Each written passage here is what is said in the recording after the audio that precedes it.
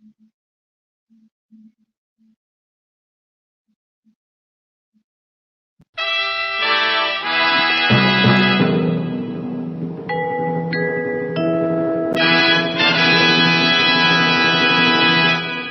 are watching Leicester Till I Die TV.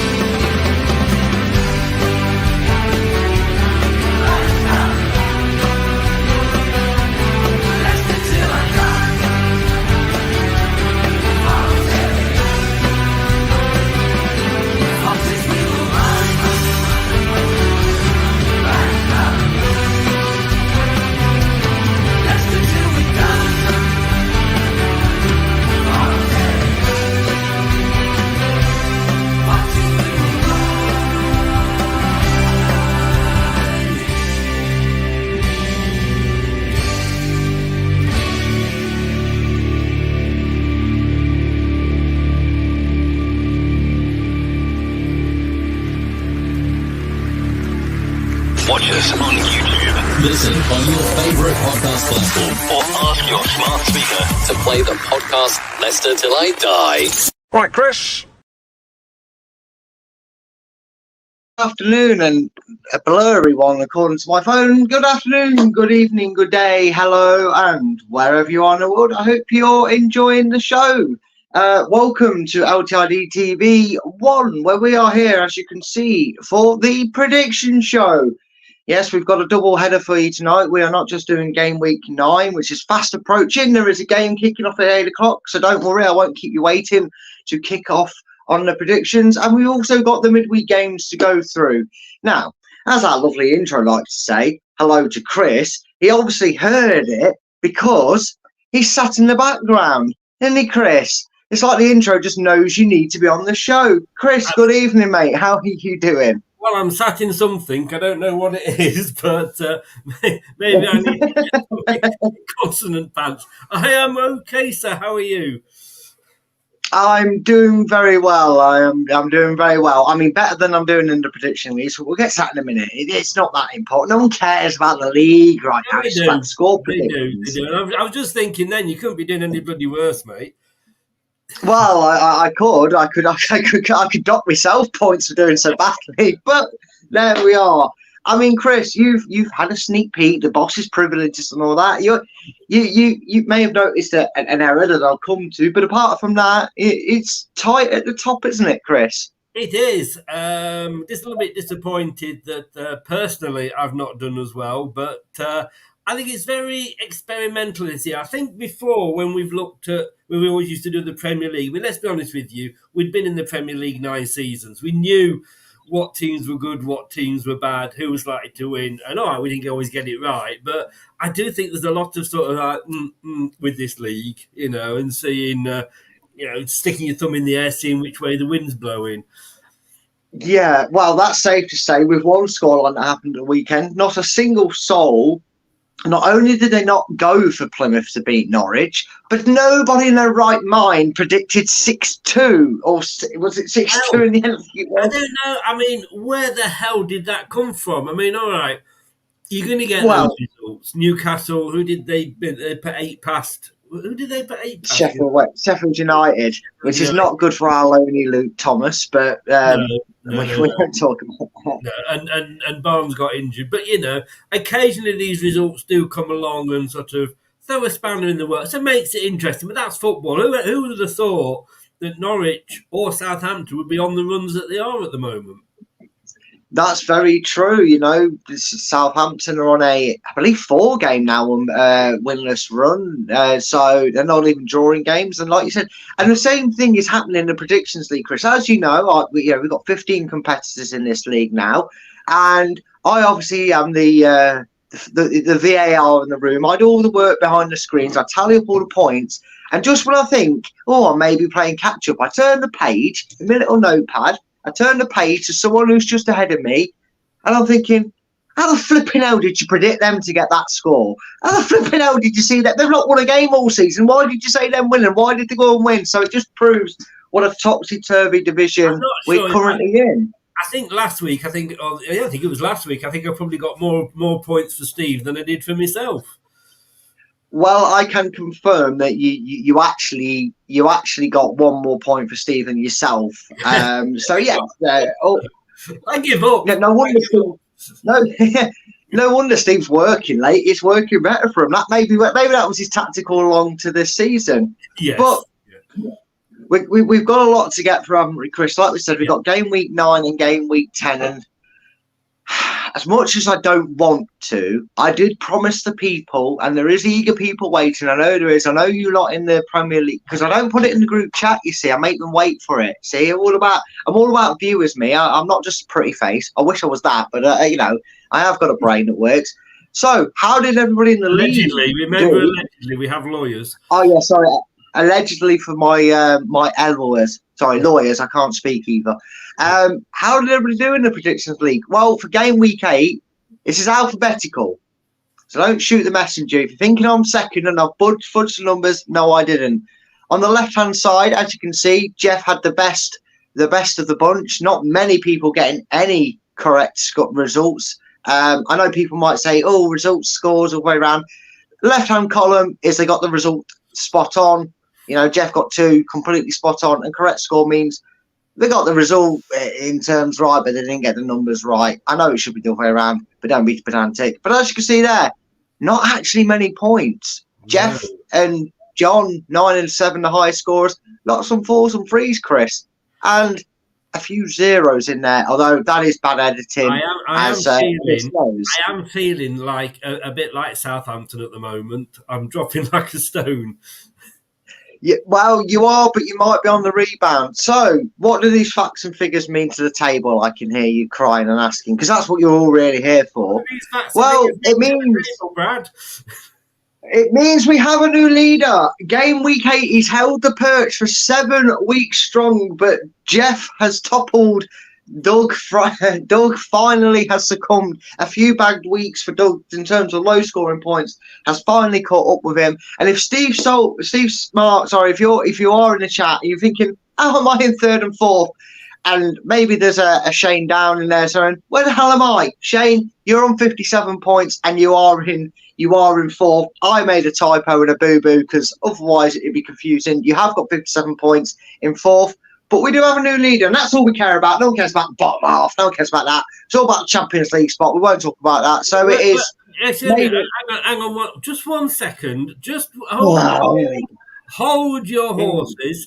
I do think we need to get rid of that banner there so that we can. No, put the banner back up. It's no. It's nothing important. No. I think we should just remove it for the moment.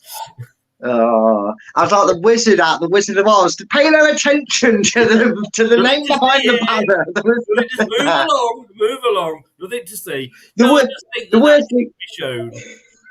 You know what? The worst thing is, I'm doing that badly this year in the Championship that I've had better weeks than both Anthony and Steve, and yet I'm still bottom. It's just how it goes. But we are exactly full. Well, no one cares about the Championship predictions. It's all about the Premier League for predictions. This show might be Championship-esque, but I am Premier League. I am Gurinder. Hear me roar. I don't bother predicting Rotherham aways, mate. I'm only interested in West Ham at home. So that's why I'm doing so poorly. But no, it's good to see. And like I said, a new leader in Jeff who's climbed his way up the table. So all is not lost. And it looks pretty close in the middle of the pack, isn't it, Chris? Right from 8th all the way up to 2nd is in the 50-point bracket. Well, you have a good week. I mean, let's be honest with you. If you get 2 or 3 spot on, you jump up the table. It's like the proper table. I mean, I'm sort of doing the West Brom and I'm bouncing between 3rd, 4th, and 5th week in, week out. It's just, it's exciting. We don't want It is. We don't want a Scottish Premier League sort of table, do we? No, we don't. We like to see it chopping and changing and everybody fighting at the top. And like you said, Chris, a few of you this week that are in it have only done well because you managed to get a result right. I've had a few weeks where I've looked down it and some of your points have only been because you got one correct result in terms of getting in. So it does show that just because you don't maybe have a good week in total, you might still pick up some valuable points by getting it spot on, which is what you're hoping to do, Chris, here. Now, because we've got an 8 o'clock kickoff, I can't drag this out for 45 minutes to make sure you miss out on an instant couple of points. You're here doing double shifts as well, aren't you, Chris? Because we are going to change it. I just let everybody know now. We've been going about 10 minutes, so you're all in, you're all clued in and checking in. Because Steve isn't able to make these 7 o'clocks, and we don't want him missing out and not getting any points. It's not fair because he's used to being bottom. We like to make him come bottom on his own account, not by Chris's scores here. Predictions from the time for the prediction show next where week. Where were you again, Brad? Where were you again? I'm really strong, mate. That's why I'm at the bottom. That's what it is. It's all these muscles I've got under this jumper. Anyway, as I was saying, due to work commitments for Steve, what we're going to do from this week going forward, so this will be the last time this show is live at 7 o'clock. It will still be live next week, but we will be going back to its old time of 9 o'clock, which just means Steve might have a bit more of a chance to get home from work and be on the show, because this is why he's not been able to make a few of them. And me and Chris have talked about it, and with Steve, and we've suggested just take it back a notch, because you guys love the prediction show and you love seeing Steve. So that will be it going forward. So make a note in your diary. If you are subscribed, which you should be to this channel by now, you should really be subscribed, and obviously hitting that like button. But if you're subscribed and you've turned the notifications on to all, you will get a notification when the time changes. But that's the heads up. Enough shameless plugging, Chris. Let's get on with the predictions. We have game week, well, one of two for us, but it's game week 9. So you're plugging and you're bottom of the league. Does that mean you're a butt plug? I mean, I didn't think about that. Maybe I need to stop with my shameless plugs now. That's my go-to line, Chris, when I do the break for the podcast. Now you've ruined that for me and everybody at home. Please don't bring one of those out. If you weren't my boss, I'd remove you and get another guest in. But there we go. Anyway, Chris, we'll get down to the business end of things. The first game is tonight. It's 8 o'clock. I want to really drag this out to dock you some points now for being late with it, but I can't do it. Sheffield Wednesday at home to Sunderland. Yes. Sunderland upturning form. They found a little bit of result. They obviously got that big hammer in against Southampton a couple of fixtures ago. Sheffield Wednesday not off to the greatest of starts for their return. Do you feel like? No, go on. What were you saying? The rock bottom, and the chairman's come out this week, hasn't he? And said he's not pumping any money in. I mean, if I was a Sheffield Wednesday fan, I'd be thinking, what the hell's going on at my club? You know, I think they have.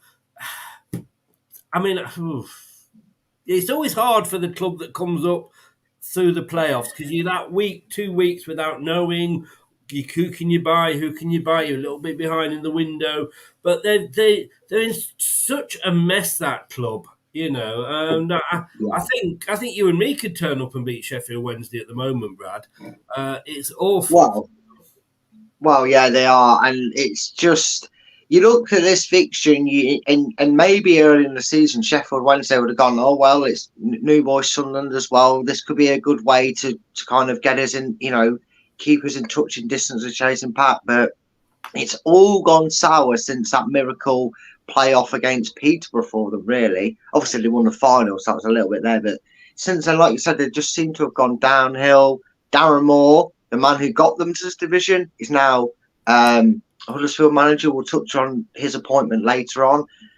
But Chris, it's not I will tell you this now, it's a very popular pick, is Sunderland away. Is that the same thing for you, or are you going to do a Chris special and sit on your fence? No, the fence will disappear between my arse cheeks on this one, because there's no way. I mean, Sheffield Wednesday should be looking at this, and they should have been on such a high.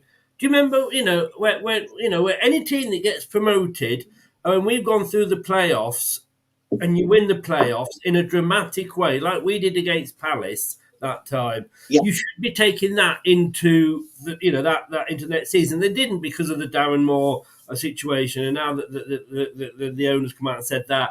I'm going 2-1 to Sunderland. I mean, Sunderland haven't had the best of. Said that they're actually up in 5th. They're doing better than I thought. I'm going to actually go. I'm actually going to go 4-1 to Ooh. Sunderland. I'm going to change my mind. 4-1. Yes. 4-1. Well, thank you for that. Luckily, I'm a great editor, so I can just write it next to it because I've just written 1-2, and then you told me 1-4. You followed up. A lot of people have gone heavy for Sunderland wins. I know I normally do a review, but these double weeks we haven't got the time to keep going over what everybody else predicted. We'd be here till midnight. So yeah, 4-1, Chris. And obviously you're filling in for Steve for this week. It'll be the last time we have a guest on to fill in for him. If he's not available, big scoreline. I'm not doing that this week. If you remember. Oh yes, we're not doing that for Steve this week. We have a system in. Yeah, we have a system in place for that. Although because he couldn't come on, I think he said he was going to send the results in. Yes, he sent them through. I've just seen his message. He has just sent them. He sent them through, so I've got his now. So I don't need you to fill in. Yes, I forgot I just said that to you. Tell me where my head is without telling you where my head is. Moving on, Bristol City, the team that Leicester conquered at the weekend, they take on a Stoke side who, if a team could have a division named after them, for me, the Championship would be called Stoke City League because they're always in it. Indifferent. Where's your head going for this one? Because I think this is a tough game to call and try and win. I'm edging for a home win here because Stoke has surprised me. I thought they'd be doing better than they were. And yes, I know it's early days, but we're actually only a couple of games off being a quarter of the way through the season. Although we're sat here going like, only a couple of games in, blah, blah, blah. No, we're literally coming up, say, to a quarter. Bristol City, let's be honest with you, we beat them via the penalty, and it's no good playing. We played fancy football against Liverpool. It didn't get us anywhere. We've got to be more clinical. Bristol City did a job on us, and obviously I've got a soft spot for Bristol with Nigel Pearson, with Kingy, with Matty James, with David Rennie, etc. I'm going to go 2-1 Bristol City on this one. Going for a home win, Bristol City, 2-1. Guys, get your predictions in the chat, and I will put them up on the screen as we go through.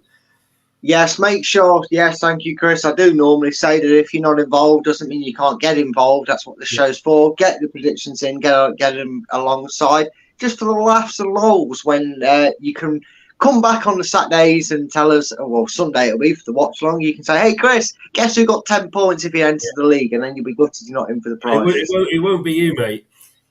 Well, no, yeah. I might have to start going on the website and ordering from Steve at this rate. The only way I get any merchandise. Spoke about it earlier. A team in free fall is up next against a team that started off badly and has picked up the form. Oh, I'm hearing an echo your end, mate. I'm hearing myself rebound off you. But Southampton are at home to Leeds. But that may fill the Saints fans with dread. They've lost to Leicester badly. They lost to Ipswich at home. They're on a torrid run, 4 defeats in a row. They're playing the Bell End way under Russell Martin, and it's staying true to the Bell End method, isn't it? Because I mean, sure, Southampton probably fearing this game with a turn of fortune at Leeds, aren't they? Yeah, that was better then because I muted. Yeah. I was actually on in the chat on the Southampton Leeds preview on Match Day Vlogs last night. And if I say to you that the two presenters would have taken a 0-0 at this point, that's how bad things are at Southampton.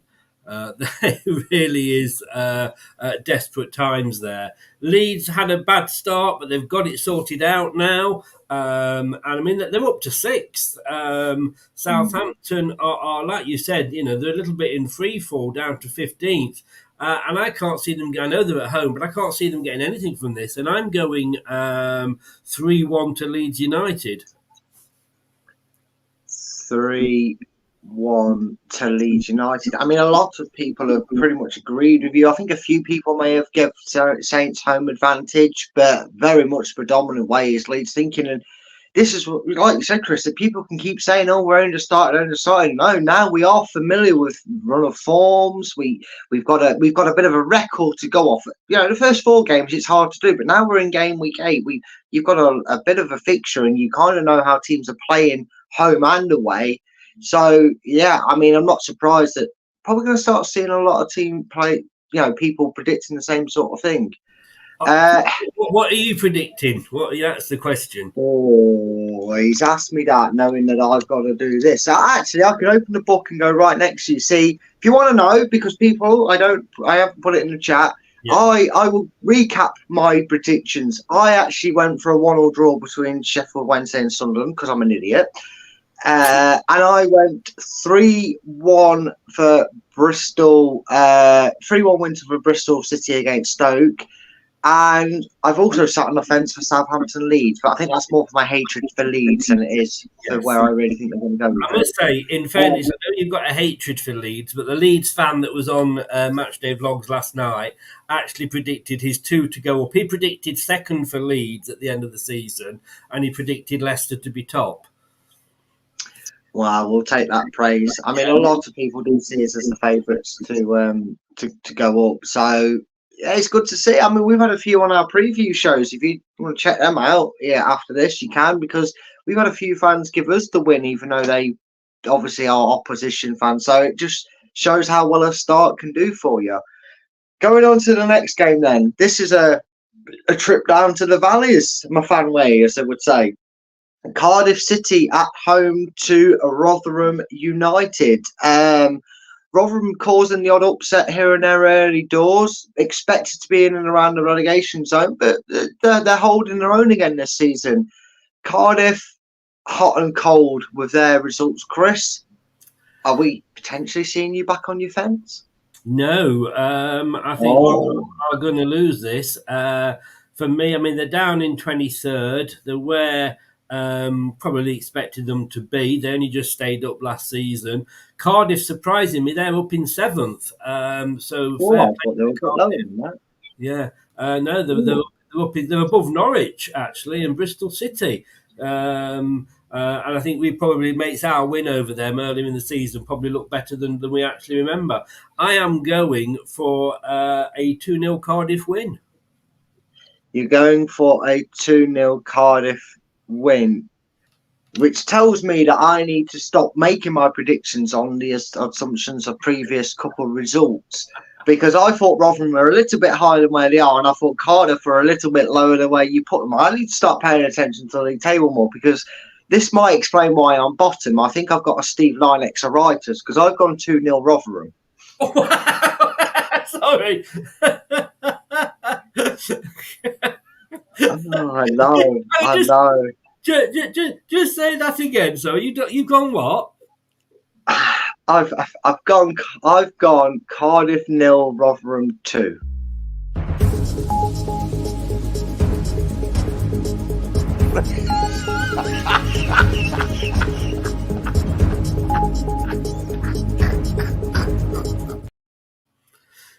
Sorry, I just had to double check that. Yeah, if ever I wonder why I'm doing so poorly in a championship, I remind myself that I've just backed 7th place Cardiff to get beat 2-0 by 23rd place Rotherham. I do think this is definitely you. What? I'm Premier League. I am elite. I am proper elite. No. I am Dorinda. You don't like Rotherham, do you? Mate, I'm not doing it. It's Rotherham away, mate. They can have the win. And I've just looked at the next game that we're going to talk about now, and it's going to get even worse, Chris. So keep your finger over the silly buttons. That's the one you need them for. Huddersfield, bit of a strange few weeks for them. It's something that Neil Warnock made very clear was always the case. It was going to happen. I don't think they ever hid the secrets from him or not even the fans by all accounts. But they've changed the manager.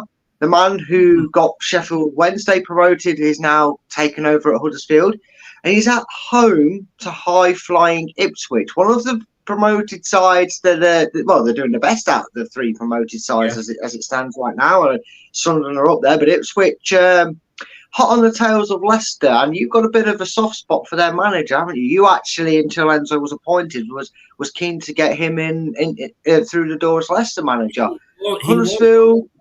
Yeah, he was one of my 2 choices pre-Enzo, and even when Enzo was appointed, I thought this guy's done well because of what he'd done at Ipswich. They are, they have got a nice history. They've obviously won in, European Cup. They had obviously the late great Bobby Robson, so Bobby as their manager.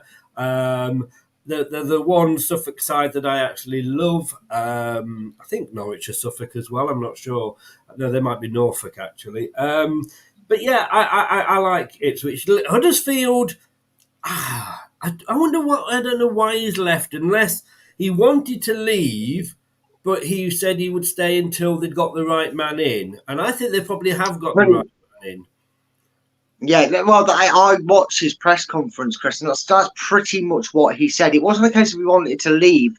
They basically said, we want to now look at long term, because he was brought in as an SOS. He was given a Sam Allardyce role. Come in, save us, keep us up, earn a payday, thank you very much. Because he's got a bit of an affiliation with Huddersfield. And he said, look, I'll stay as long as you need me until you feel ready and comfortable to move on with the manager that you see taking you forward into the longer future. I'm happy to do it.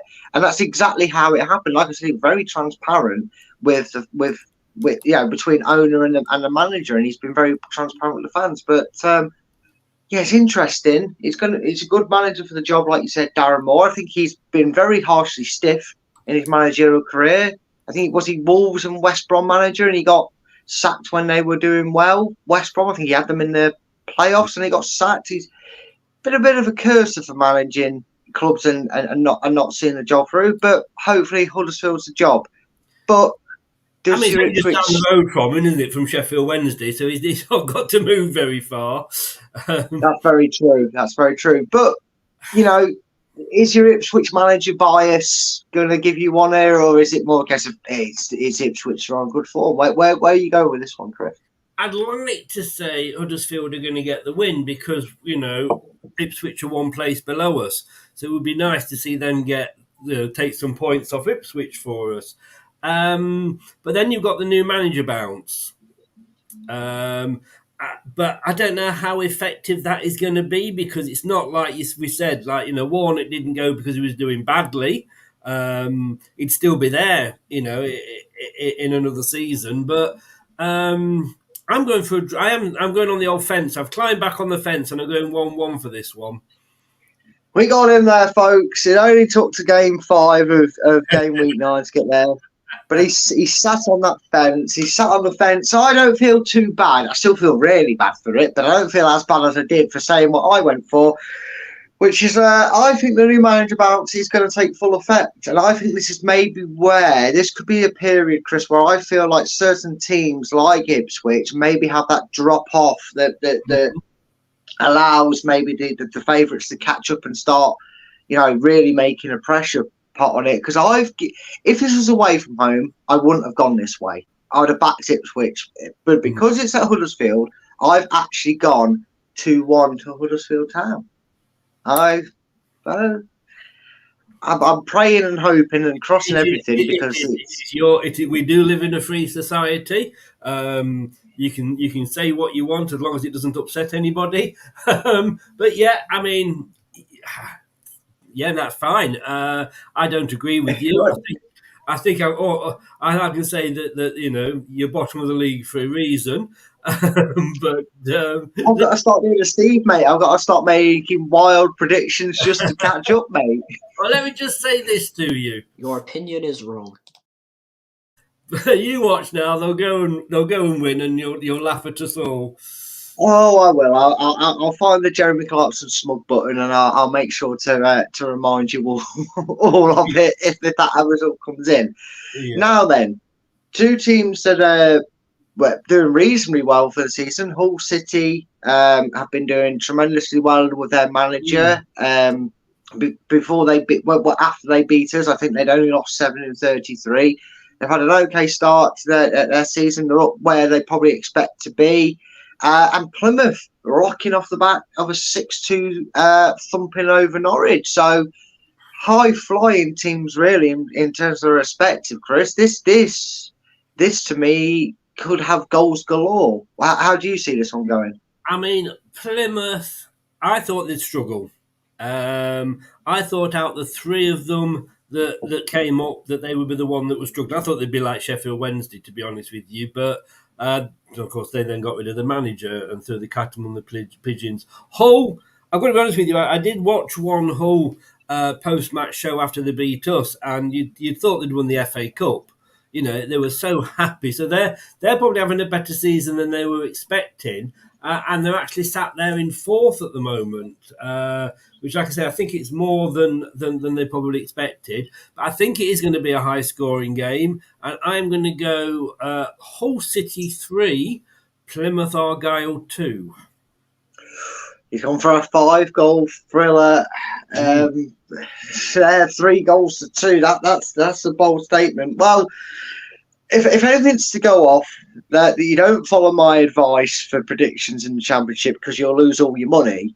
But I feel a bit more confident knowing that at least Chris, who's challenging for a Champions League spot in the league's gone for a Hull win, because I've gone for a bit more of a comfortable scoreline. I've gone for Hull City to win this game by 2-0 because I think Plymouth are a side that they'll struggle more away from home, and then they really will make the home form count. It's where they seem to get the bigger and better of the results.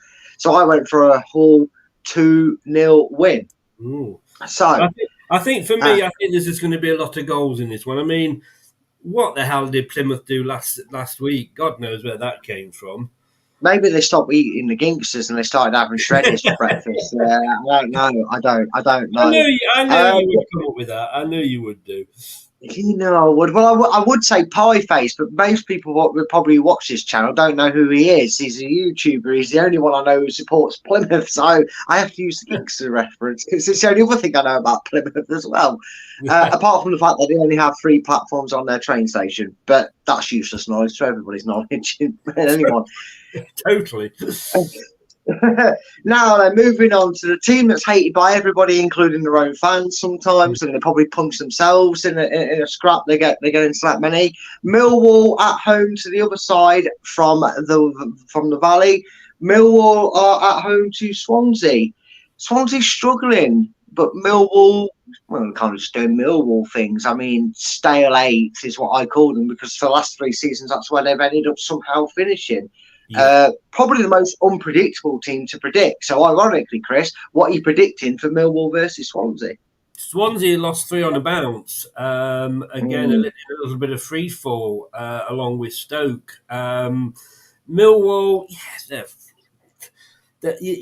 the team that you don't want to get promoted.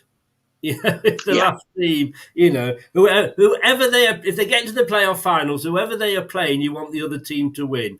But then again, that's what the fans love, I guess. I think this will be a boring 1-1. Oh, he's sat on the fence and a 1-1. Now, I have to start putting my hatred aside for certain teams and my distaste for some teams, if you will, to try and not finish bottom. Second bottom will do me right now. Snap my hand off second bottom right now. Well, I looked at this fixture and I thought about a draw and I thought about a home win, but then I thought this is the sort of typical game that you expect Millwall to win because of the poor form that Swansea are in, and Swansea go and nick it. And that's why I've gone for a 1-0 away win to Swansea City. I just think this has all the potential to be a game where Swansea nick their end the bad run that they're on. So everybody else in the chat, don't copy me because now Millwall are guaranteed to win the game. I say, how many people have actually gone for a Swansea win along with you? Well. I'm guessing not many. Well, you asked, you shall receive. I haven't filled in Craig's yet, but he has given me his. Doug's gone for a Swansea win. Anthony's gone for a Swansea win. This is Doug who has dropped from top space, and Anthony who with you. Yeah, which does make sense because Jeff's gone for a Millwall win, and he is top. So John, where's John's predictions? John went for a draw. Mike went for a Swansea win. Nate went for Millwall. Shane, who Mike 12, she doesn't count. Yeah, well, that's biased hatred, isn't it? In that game, Shane down, Millwall, Shane. It's a bit split actually. You're in a minimum. You're in a small group there, aren't you? Paul's Yeah, gone. I'm in a minors group, and not Yes. for illegal reasons either. But I'm not on my own, at least. That's one thing to be said. But you've sat on the fence. Now, a couple of games ago, we talked about a team that had 6 posts put past them, and we're going to talk about them now because Norwich get a chance to redeem themselves from their embarrassment against Plymouth. They are home to another stale team, in my opinion. If you want teams that have stunk out the Championship and made it their home, Norwich are at home to Birmingham. I mean, Chris, surely Norwich have to respond here in this game after what happened to them at the weekend. You'd hope so.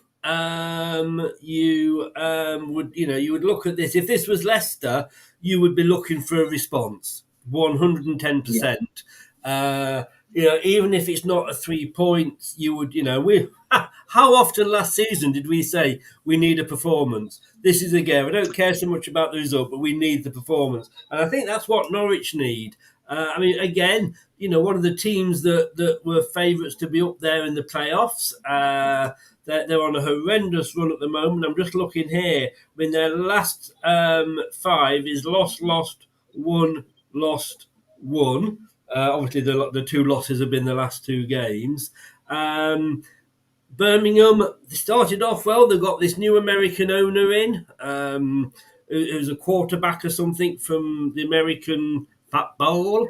But they've kind of gone stale. I'm going to go 2-1 Norwich purely because they need this now they need to come back. It's like when you remember Bournemouth losing to Liverpool. Yeah. And they got a draw the next game. And, it wasn't the fact that they only got a point. It was the fact that they'd lost 9-0 and come back and then got the point, albeit under a different manager. But I think Norwich, there's only one place between them. Norwich are 8th, Birmingham are 10th. I'm actually going to change my mind. What did I go for? You said 2-1 Norwich. No, I'll leave it as 2-1 Norwich. I was tempted to go, but you've written it down, so I'll go 2-1 Norwich. Well, thank you very much, Chris. You might wish you've locked that in now. I'm not allowing you to change it now because you might want to scream at me and demand it gets changed because I also think the same and I've gone for the exact same as you. You're copying my own.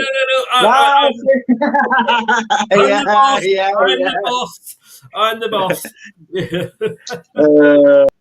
So everybody, I have gone for a draw for this game. No. The as I say, the voting poll was closed. The tally is now in. You cannot change the count. You've gone 2-1. You may be charged, but your vote may not count. Oh no, you will be charged. It's you personally, mate. We have your mobile on the charge list. Don't you worry about that. But anyway, being as you can't change that one, let's see if you can go different to me this one. Go on. Oh, well, I tell you what, I will. I'll go nice for this one because this one's a bit of a nice one. This one maybe everybody's casting an eye on, and certain people may have let their own Leicester City bias get into this, given the league situation at the moment, because it's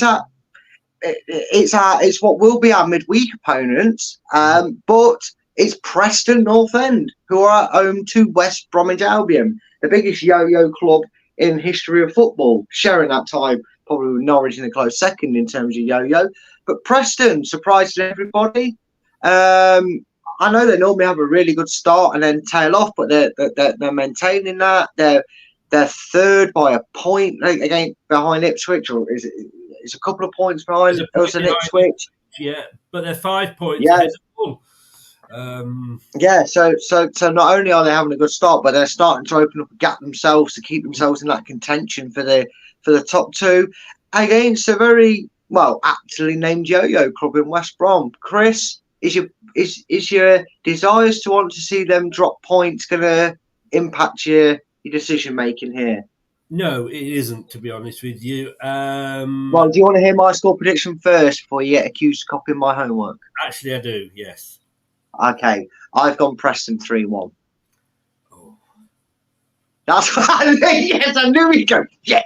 That's what I was thinking. No, in fairness, you can't. It's very, very hard. Excuse me. even for somebody that's at the bottom of the league, to look at this and go that Preston aren't going to get something from this game. I know, right? Even a broken clock twice once a day. Yeah. I mean, I don't think in football these days there's ever a banker like they used to be. Say, "Oh, this is an away banker, this is the home bank." I don't think they exist like they used to. I like Preston. I've got a soft spot for Preston, not just because of Paul Gallagher used to play for them, but like I said, when I lived in Burnley, it was the game I was always able to go to when Leicester played Preston. And they're a really nice, friendly club. So I do like Preston. I'd love to see them finally get into the Premier League. They've come so close so often. They seem to get into the playoffs, and let's be honest with you, they've got a worse record than we have in the playoffs, and that's saying something. But they are playing West Brom. Who's manager there now at West Brom? Oh, I wouldn't like to hazard a guess. Somebody may tell us in the chat, but it was obviously up until this season Steve Bruce. But I can't say anything past a Preston 2-0 win. I've got to be honest with you. And okay, that may keep the gap still to Hull. But as long as they've got that gap, I'll be quite happy.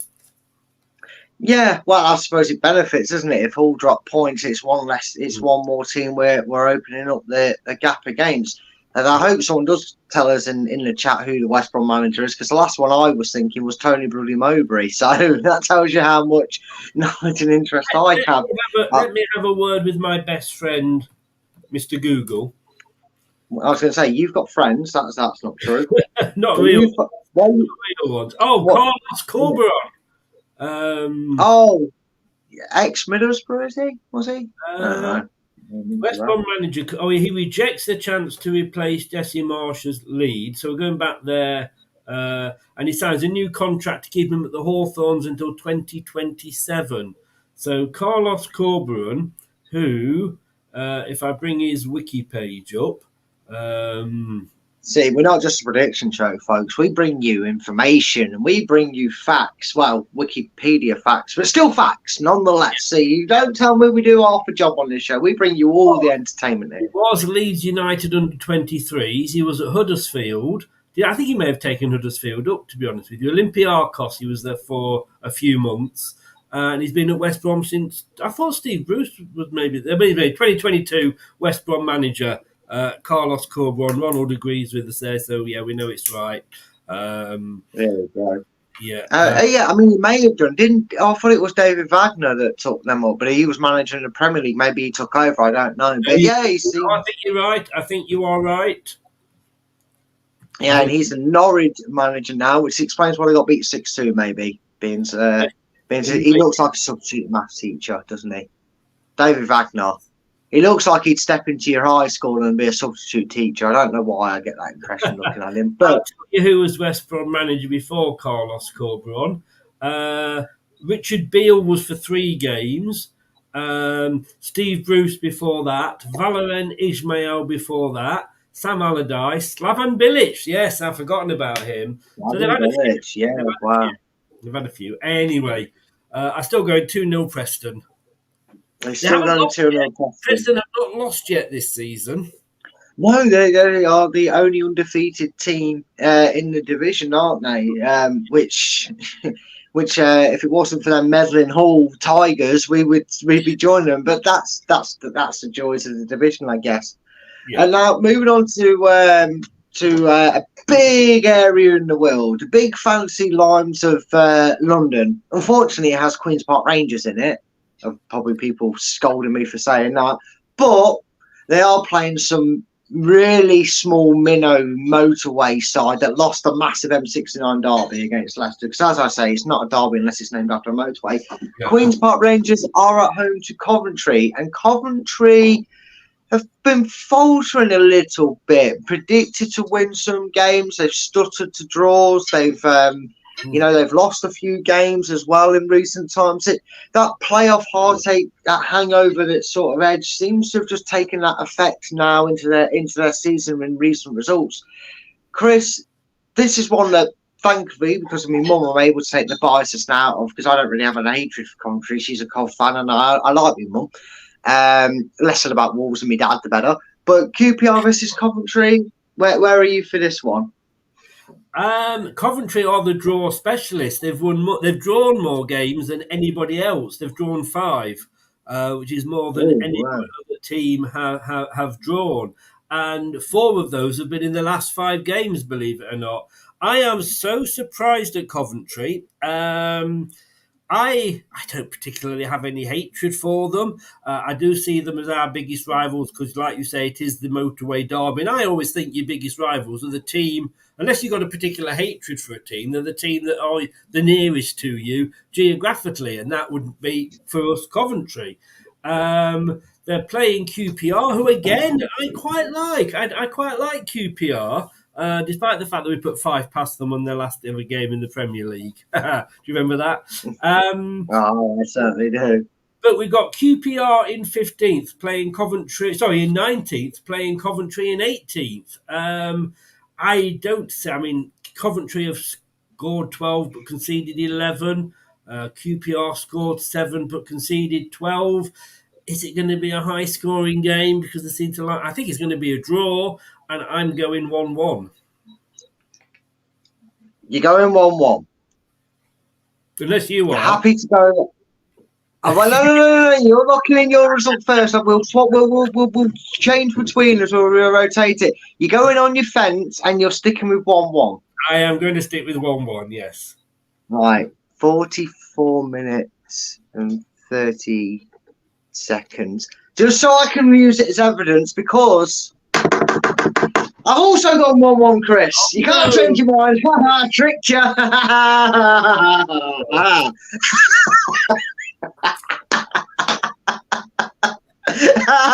Chris is losing points for each game he's not in the room for.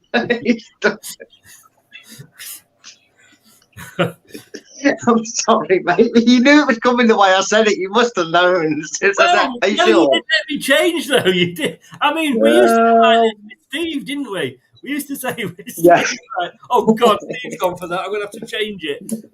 No, that's another game I'm not going to get anything from. Paul, I think I'm agreeing with Paul. He's gone 3-2 to QPR. I'll agree with him. Wow. If only you'd said that instead of saying 1-1 at the start. I'm sorry. Them's the rules. You're the boss of the channel. I'm the boss of the league, so I get to decide. I might even get some FFP rules if you could try and bribe me. I'm not like FIFA. Enjoy the show, everybody. This will be the last prediction league show of the season.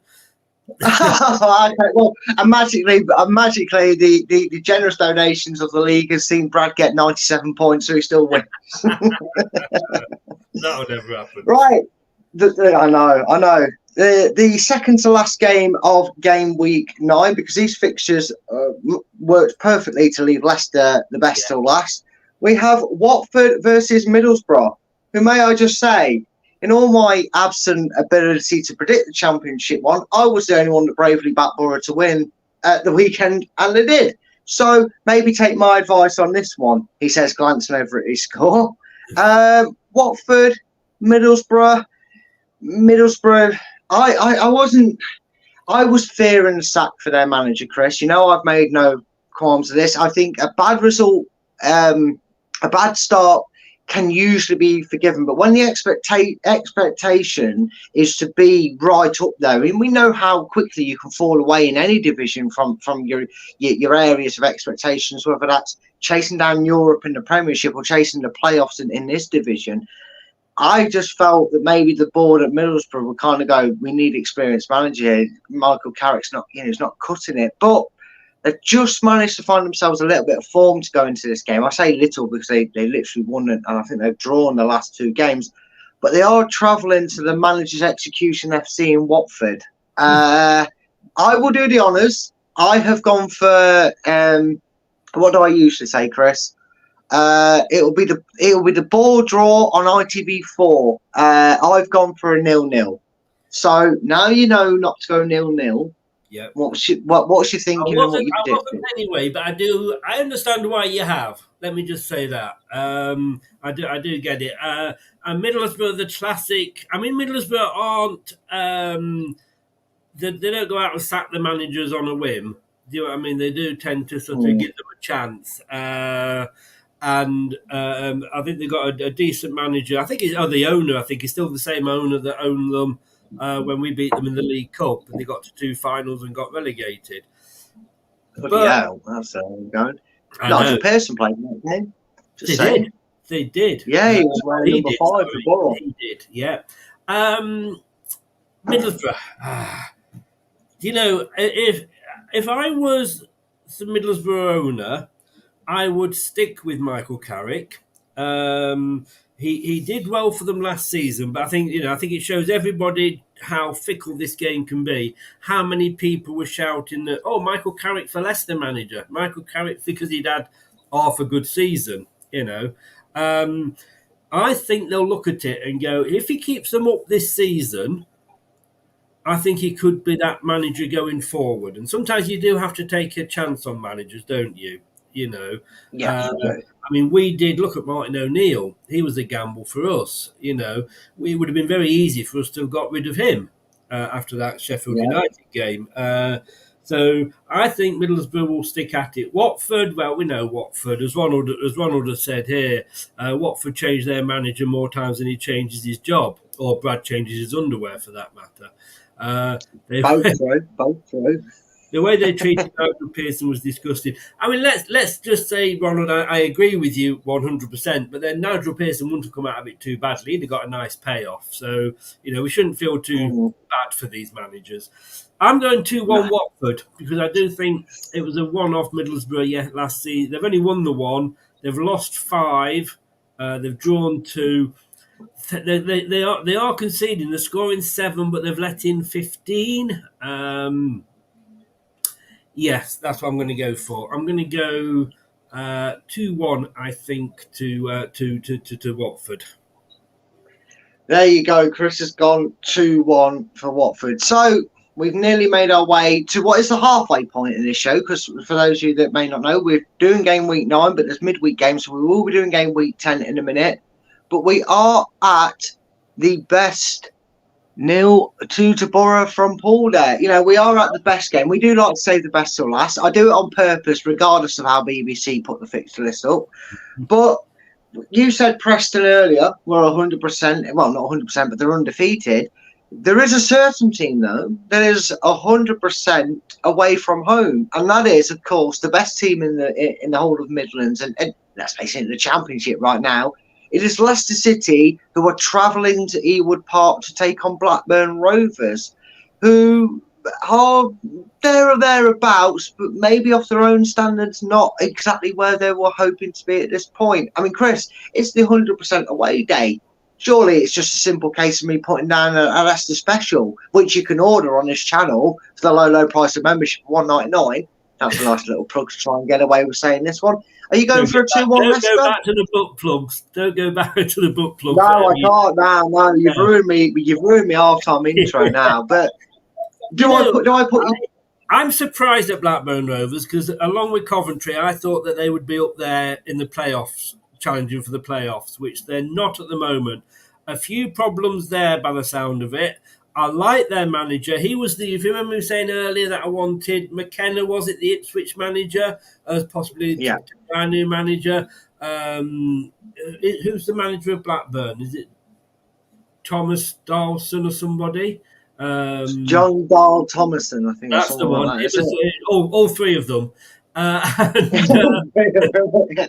I would have quite been happy with him to be manager, because again he'd got that Championship experience, but they've got an unhappy board. I think the owners are having financial trouble with their chickens in India, and it's weird. I still have a soft spot, because of course I used to work for Blackburn Rovers in my heyday. I always remember I got a Christmas turkey off them, because I was there over Christmas, and I got a Christmas turkey. As we all got, most places give you a box of box of wine for Christmas, but Blackburn Rovers gave out turkeys. But I think we're going to see the 11 of them on the pitch for Blackburn though at the weekend, and I'm going to go 2-0 Leicester. Boom, boom. Do you see what I did there? I feel it did. Cleverly done, Chris. You've gone for 2-0 to Leicester. Not a Leicester special, but you're pretty much in the percentage of, I think actually pretty much everybody has given Leicester the win there. And actually, I'm not going to surprise anybody. I have as well. I've gone 3-1 Leicester. I still feel we're susceptible to conceding. I know we kept a good clean sheet against Norwich and Bristol City, respectively. I just feel like this will be the game where we'll win it comfortably, but we will have a little bit of a blip where they grab a goal. I think our defence is starting to look better, and we have got had a couple of clean sheets. And I don't think you can look at the midweek game.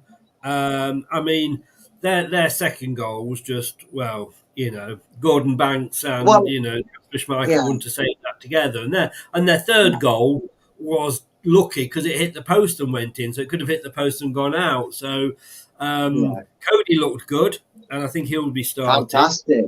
Yeah, looked good. I've got to be totally honest with you. Fair play to Harry Souttar. Wow, what a game he had. And Vestergaard, I think now will get an extent because of obviously we've got an injury to Doyle. I therefore think that Vestergaard might get an extended run with Cody coming in, but then you've got Justin to think of and Souttar, so it could be interesting. But I think we will keep it. I think we'll keep a clean sheet. Well, we'll find out as of about. Well, we'll know by about 2:00ish Sunday when the games come to a close, because it is a 12 o'clock kickoff on Sunday. So make sure you're up bright-eyed. You don't have to be bushy-tailed, but make sure you join in. Myself. Foxes are always bushy-tailed. Well, that is very true. We are so bright-eyed and bushy-tailed on a Sunday. Get your prayers in down the church early if you're that of a religious faith, and get praying for 3 points. In time for a Sunday afternoon kickoff. So with that in mind, and I can't believe you've ruined this for me, I'm going to have to try and worm this back into it. But before we get into game week 10, Chris, we are, as Bon Jovi loves to say, I don't know how he is, but apparently he is still only halfway there. So I'm going to do what I normally do, which is have one thing in common with this thing here, and that is a shameless plug. And that is telling you all what platforms you can find us on your podcast. Leicester Till I Die podcasts on the Apple iTunes, Spotify, Google, Anchor, and all podcast platforms. Something is coming. Something big to this podcast. Hello, Chris. The TalkSport Fan Network is the ultimate on-demand destination for the UK's best fan-led football podcasts, including Leicester Till I Die, independent analysis and reaction for the Foxes faithful. The TalkSport Fan Network. Unbeatable club-dedicated content created by the fans, for the fans. Follow the podcast on the TalkSport Fan Network. I tell you what, I blame Southern Rail, because if it wasn't on Southern Rail, he'd have got there years ago. That's very true, Chris. That is very true. But yeah, there you are, folks. That is where you can find us on all your favourite podcast platforms. Easy for me to say, apparently. I used to be able to say that thanks to TalkSport and the Fan Network easy, but apparently I can't say two words one after another. So I just let the videos do the talking for me. As we probably get into the quicker part in terms of running through the predictions, because we don't know results, but probably the harder part of the predictions, because we're now just sort of saying, well, if the result we predicted the weekend goes the way we're going to go, then we're expecting so and so, and it's so impossible to do, isn't it, Chris? Yeah. This is probably the difficult part of the prediction league, because you're making assumptions on how both teams are going into this game. Looking at the table, mate, I think it's all difficult for you, isn't it?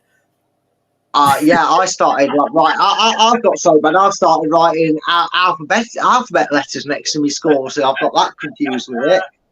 I started said that one team's going to win Z to W, so that's how badly I'm going. But someone who's obviously clearly got a bit more sense and predicting, we'll start with you on this one, Chris. Yeah. It is Birmingham at home to Huddersfield. we've talked about both these clubs enough. We can't really discuss form because we don't know how they're going to go into this game. So, Chris, we're going to rattle through these guys. Get your predictions in quick and catch up if you want. But Birmingham, Huddersfield, where are you going, Chris? 2-1 Birmingham. You're going 2-1 Birmingham. You'll be happy to know that I've sat on your fence. Going to start calling it Brad's panels because I've gone for a 1-1. I've sat on that proverbial fence of yours, Chris. Swiftly going through it. Ipswich at home to Hull. Home win, away win, draw. Where's your mind thinking for this one? 1-1. You're going, oh, there we go. We got him, folks. It took 5 games in game week 9 to get a fence panel out of him. But we got 2 into game week 10. Although I will say this, not to try and psych you out going forward, but you've not given Desmond yet. Just saying. I went for a comfortable 2-0 Ipswich Town win. Okay. Now moving on to 2 teams that currently aren't in the best of form. You just literally a couple of minutes ago said that Borough are going to suffer a defeat here. They'll be back at home though against Cardiff. So it's Middlesbrough Cardiff in the midweek. What are you seeing there? 1-2. Oh, you know what? For a man who says Michael Carrick be given the benefit of the doubt, you give him 2 more defeats. I wouldn't be giving him much doubt. I would have no doubts about him. The owner. I'm not the owner. Oh, yeah, I see. Well, I have been ever the optimistic. I might be getting a bit of Middlesbroughitis because I've actually I've backed them to get a comfortable 3-1 win against Cardiff. Right. Now then, battle of the red and whites. It's the Potters Stoke City versus Freefall in Southampton. I mean, are you assuming Southampton's freefall continues here, Chris? It is at Stoke. It's at Stoke, isn't it? Yes, it's at Stoke. Okay, it's at Stoke. Which is either the Britannia Stadium or the Bet365 Stadium, whatever it's probably called, but it's Stoke. They always say that they never want to play at Stoke on a winter's Tuesday night, and this is a winter's Tuesday night. I'm going to go 1-1. I'm going to get back on that fence. He's found a way. I tell you what, I'm not. I'm going to go a Desmond. You said I haven't done a Desmond. Let's go for a Desmond. Yeah, there you go. I talked it into fruition, guys. I talked the Desmond 2-2 into it, and he's gone for it. If that was a poker move, I've just reeled him in to go all in, haven't I? If that is 2-2, you will be. I'm not. No, not happening. Yeah, if it's 2-2, I quit. I'll retire. I'm done. You can have the headache of doing the predictions league. We'll be down to 14. Please, if there's a God, let that game be 2-2. I hate you because if that happens now, I'm quitting. Oh, yeah. Right. Well, we go to the land of knockoff pasties. I'll keep calling them that so they learn what a real pasty is. We go to Plymouth, who are hosting. Are you saying the real pasties are Greg's, though? I mean, what are you comparing it to? The real pasties, mate. Go proper Cornwall end. Go to St Ives. Go to that end of the neck of the woods and go to a proper handmade Cornish pasty stand. That's a Cornish pasty, not your floppy, soggy, wet 2-minute nuked microwave gingsters. None of that rubbish. And Greg's, well, they don't really do pasties, and they're not the greatest. But Greg's do a mean sausage roll. That's what saves their business. Let's face it. With Greg's, it's a sausage roll, isn't it? So you can't be too mad at Greg's for not with Greg's. For me, it's the steak bake. Oh, very good shout. Very good shout. See, Leicester City and food tech. That's what you get on this channel, folks. Food tech. Stats from Wikipedia. Holiday recommendations. If you're missing the food channel on Nippons, then welcome along. Here you are. We're discussing Greg's sausage roll or steak bake. Let us know in the comments just for a laugh. Why not? Just for a laugh. Do you like gangsters or not? There you go. There's one for just for a laugh in the comments. But on the serious topic, Chris, Plymouth at home to Millwall. Where we going and who really cares how badly Millwall lose? No. Is this is at Plymouth, is it? Yes, it is at the Argyle. 1-0 Plymouth. 1-0 Plymouth. See, I have a little bit of a soft spot to this. My late granddad, he's a West Ham fan through and through, but moving down south and going down there a lot, he was like you, Chris, got to go to their games because he could get in the car and drive there. And I always had a little bit of a soft spot for them. And, especially when they had Ian Holloway. You what? But not the pasties. No, not the part. No. We don't talk about that. No, I'm not saying that's just their shirt sponsor. Just to clarify, I know they're made there, but that's the one blot against them. But I have gone for a 3-0 Plymouth win. I have gone there for Plymouth. I do like Plymouth. I'm like you, Chris. I hope they stay up this season. I hope they're one of the teams that managed to stay up, and that's why I've gone 3-0. I like to see Plymouth stay up as well. I didn't predict that they would at the start of the season, but can I just say to Ronald McDonald? Obviously, I do like your burgers. In Blackburn, get a meat and potato pie. You can't beat them. I tell you what, when I left Leicester, my first place I went to work was Blackpool. And I went along to the old Blackpool football stadium, Bloomfield Road. Well, it still is Bloomfield Road, modern now. But then, I tell you what, you went for a piss and you came out of the toilets and you cleaned your feet on the ground as you came out. It was absolutely awful. And they had... Can you believe it? They had potato pies. What is the point of a potato pie? You do not have a pie and put potato in it. You have meat in the pie and potato at the side. I'm sorry, Ronald, but this is just a little pet thing of mine. It was the same in Burnley. Why have a potato pie? Potatoes go at the side, meat goes in the pie. I will say this, right? At least when if you're going to eat a potato pie, you get a pie with potato inside it, Chris. That sounds like it's what you logically going to get, don't you? Yeah. Can you tell me then? Can you tell me, first of all, can you tell me what I'm about to ask you what it is? And B, tell me why it is what it is? Because I don't know if something happened in Wigan. You might already know where I'm going with this. If you know where I'm going with, we're sticking on the topic of food. The LCFC food channel here. Why in God's name? Or first of all, do you know what a Wigan kebab is? No. Because what would you assume a kebab to be, Chris? For those that maybe don't delve into takeaway fast food, one of two things. It could be a lot of little bits of meat and mushrooms or of it on a skewer, or it could be a pita bread sort of cooked part with lots of meat inside it. You're very correct. That is what I have always believed a kebab to be. But according to the great people of Wigan, just to save my graces before they get the pitchforks out, although they probably call them hot dogs if I tell you what they call a kebab is. Because if you went to a chip shop in Wigan and you said, "Yeah, mate, I'll have a Wigan kebab," he'd hand you a box with a pie in a bun or a cob or whatever you refer to it as.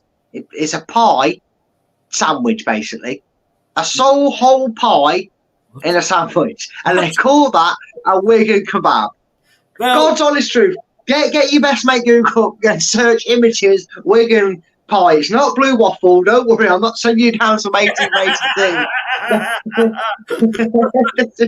Oh no, my mind's gone now. You've sent my mind somewhere else. No, not two girls, one cup. We are talking about the place that has got a pier when it's inland. Yeah, that probably explains a lot, mate, why they've got a Wigan pier when they're on land. But yeah if you go there, you think, I don't get that at all. No, I've never heard that, and that is just wrong. It's like so many levels of wrong. It is. I mean, it's like a fart in a lift. It's wrong on so many levels. And a joke with some political correctness to it. You know what? I got into a lift the other day, and it was full of ghosts. I thought, they're trying to lift the spirits. Anyway. Don't know what's worse, that or the Wigan kebab. Definitely the Wigan kebab. Can I just say, you've taken me down now with the blue waffle, I'm afraid. But obviously, every morning I do the breakfast show Monday to Friday on Surrey Hills Radio, and I have at 9 o'clock Monday to Thursday, I have a top 10 of absolutely everything, and recently did the top 10 museums So now you don't think, yeah, all right, but no, these are some weird museums. Now we actually have in Southport there is a lawnmower museum, but in America they actually have a vibrator museum.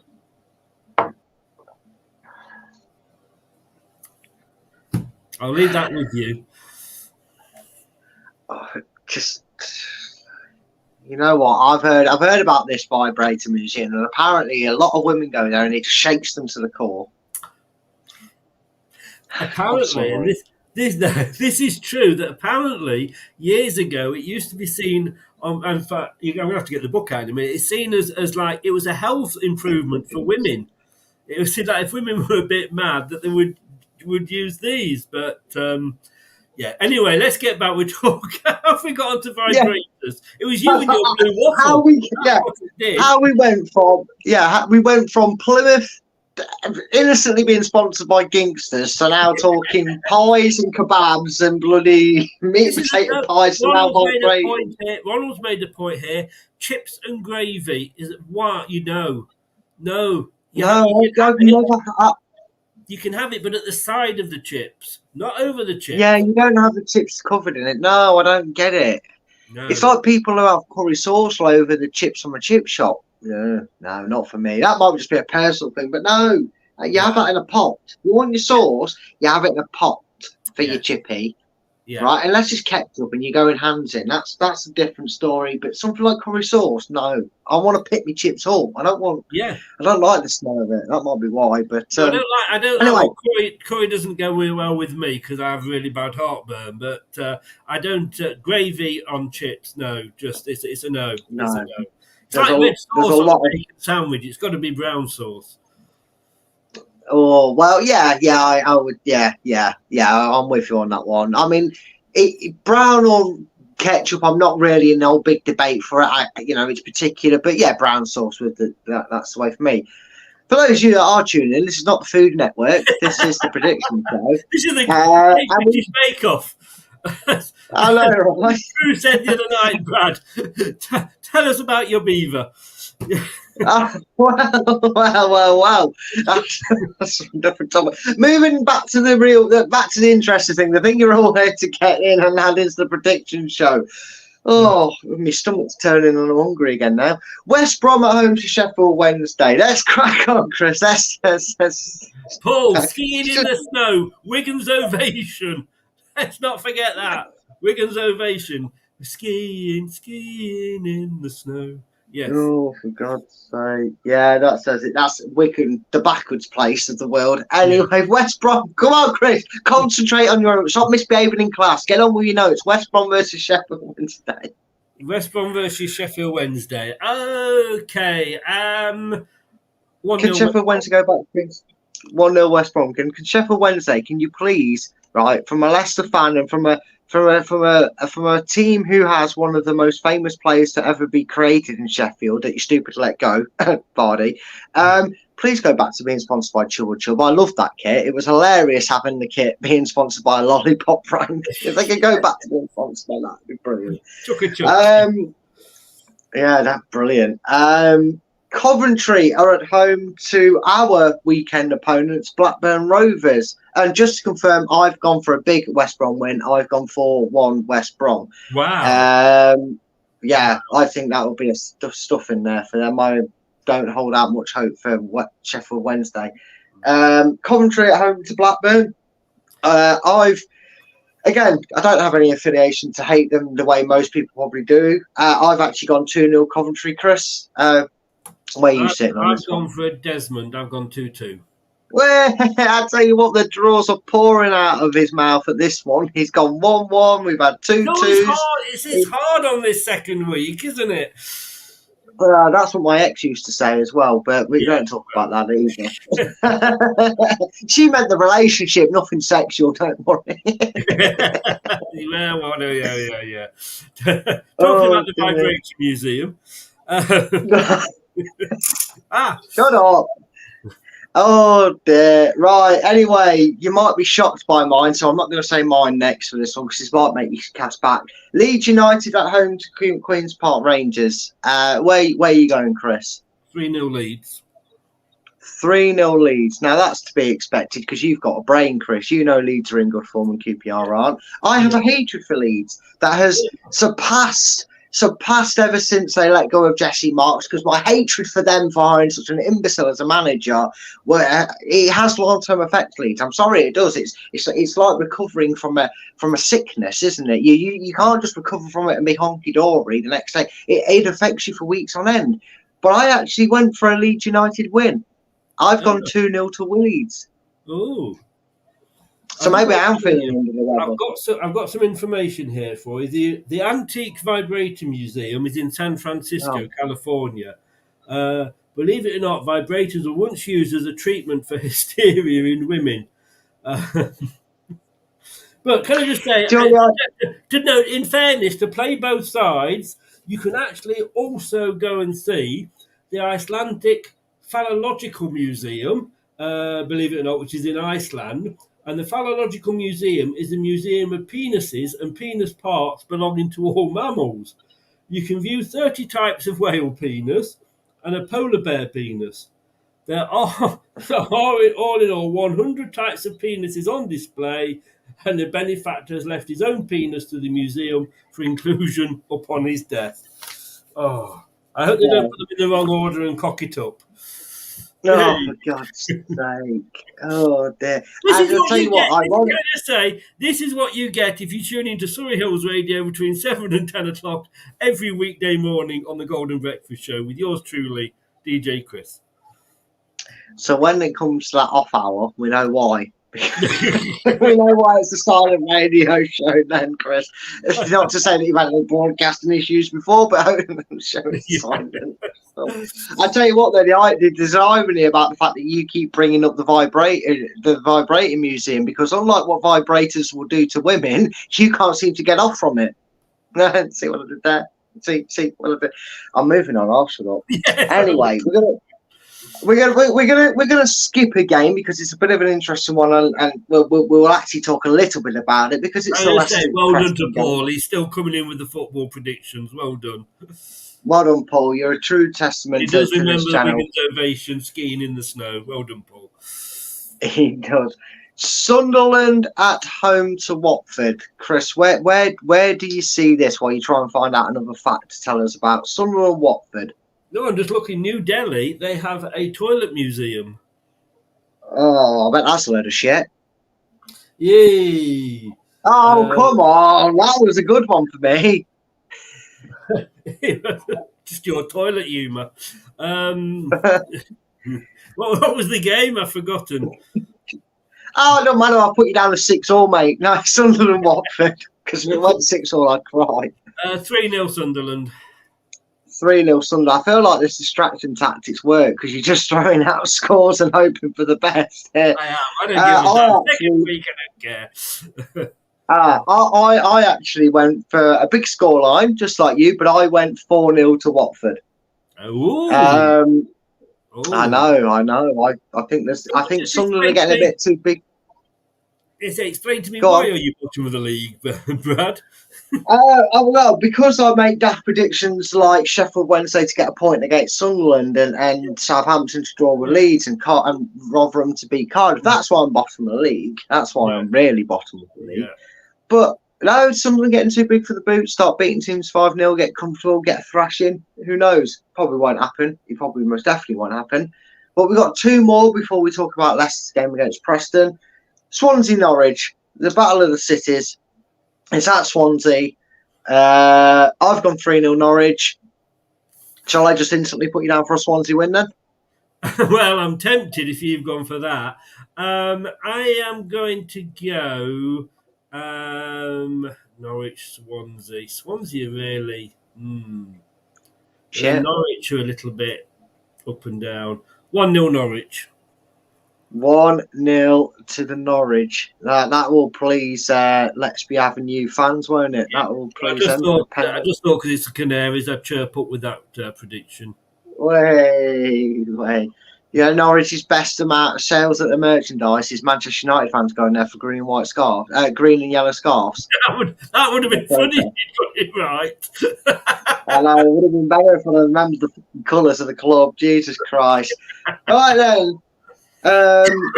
Well, I nearly said something there, but it might be in poor taste with one of them not being any longer around. But this used to be a bit of a to me to you, didn't it? It's Rotherham at home to Bristol City. Now, because Rotherham at home, I think that's this is the to me derby. Yeah, yes, without the echo. But Rotherham at home, kind of like Plymouth, I think this is where they're going to need to make sure they're winning the games. And I can see them beating Bristol, and I've gone 2-0 to Rotherham. So Chris's head is in his hands. He doesn't know what to do. I don't know. They're coming to take you away, I'm going. And they've got to come. They've got to come and take you away, mate. You need electrolysis or something. I am going to go. I'm going to go 0-2 to Bristol City. You're going the opposites, as I say, and opposites they say tend to attract, but I won't believe it. Yes. But there we are. We've done all of game week 9 and 10, but the only fixture left really to do is the one we're all here for, which, despite the fact that we've talked about museums, gangsters, and bloody vibrators, and bloody pies and kebabs on this show, we are still doing a prediction show, because I wanted to leave this fixture to the end, because I know we kind of rushed through these, but this one, right now, Chris, is first versus third. This has the potential that if both teams get the right results at the weekend, this could be a top of the table clash early doors. I've gone for a Leicester special 2-1. I mean, Chris, assuming that's the case, even if Ipswich managed to get a win and Preston are still third, this is going to be a really big test for Leicester, because they're 100% away from home, but they have suffered the shock at home to Hull. This has got to be a really interesting game in the midweeks one. This probably has the potential to be the biggest game of the midweeks, would you say, in the Championship? I've got to say, probably the biggest game of the season so far, if you're going on league positions. You would hope that finally Preston are going to suffer their first defeat. Do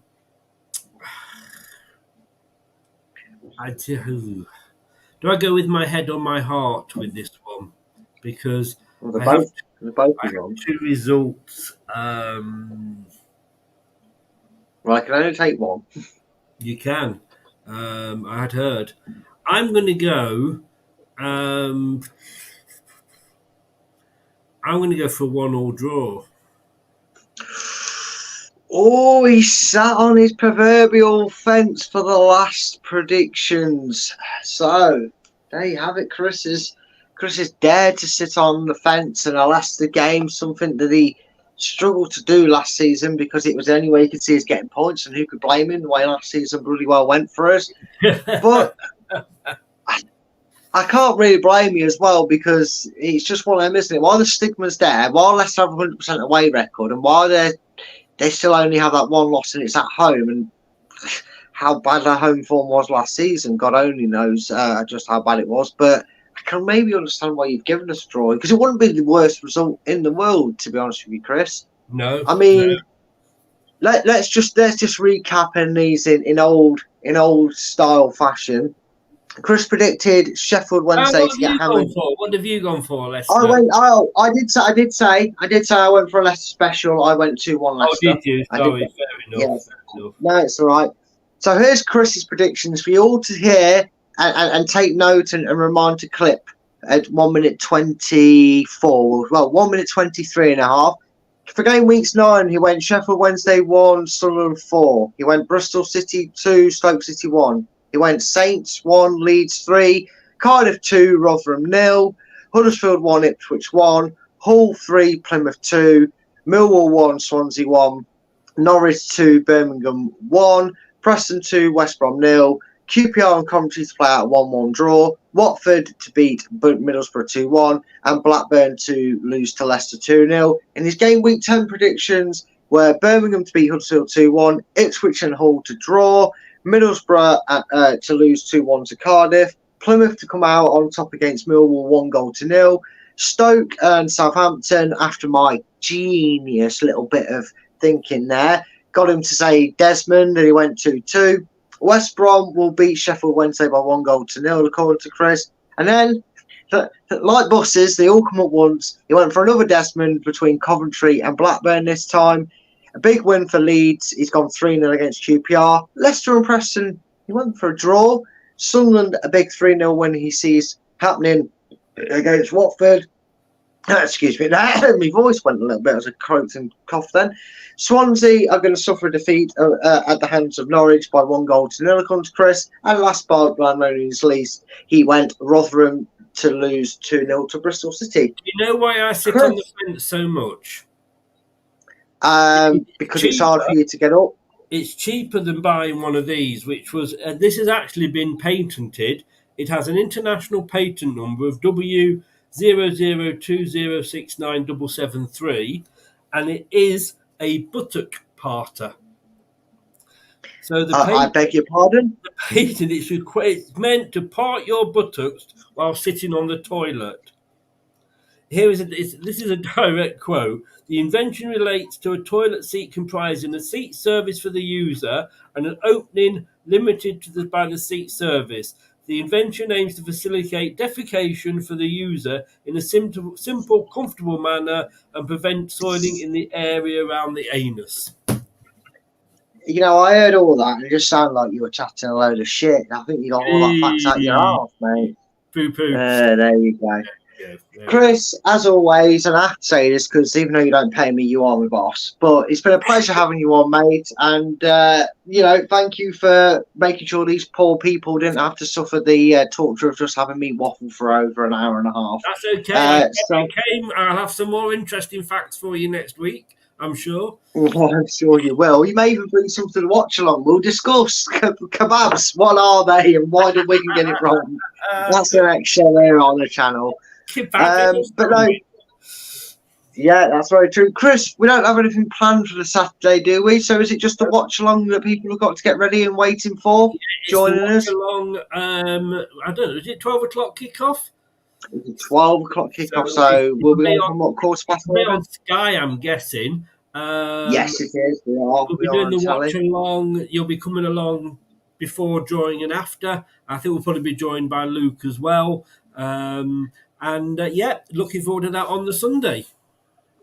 Yeah, so there you are, guys, because you know where you can find me. The WSL women's game is also kicking off on the Sunday. Now, you're thinking, Brad, you do the women's content, don't you? Yes, I do. How are you going to do both? Well, unfortunately, I'm not going to be able to. I don't have a laptop. It died a death on me, unfortunately, so I can't do that. And with the Leicester game kicking off and the time it finishes, it's going to clash.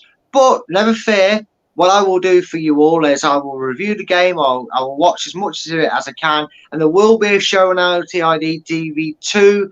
Either on the Sunday night, I'll try and get on live for that after the game and do a post-match for you. If not, it's on Monday. But go and check out that channel. Give it a subscribe and give it a follow if you haven't already, because you really should have. But for now, as I say, with every show that I do, all good things, including this show, have to come to an end. So until Sunday, where you'll see both our wonderful faces again, thank you to everybody who's got involved in the comment section. And thank you to anyone who's just been watching. All I ask is, on your way out, please be courteous of others. Please subscribe, hit the subscribe button and hit the like button on your way out. And until Sunday, as always, come on, you foxes. Good night, everybody. Good night. Thanks for watching. These videos are tremendous. You better like them too, or I'll be back. This podcast is proud to be part of the TalkSport Fan Network. TalkSport. Powered by fans.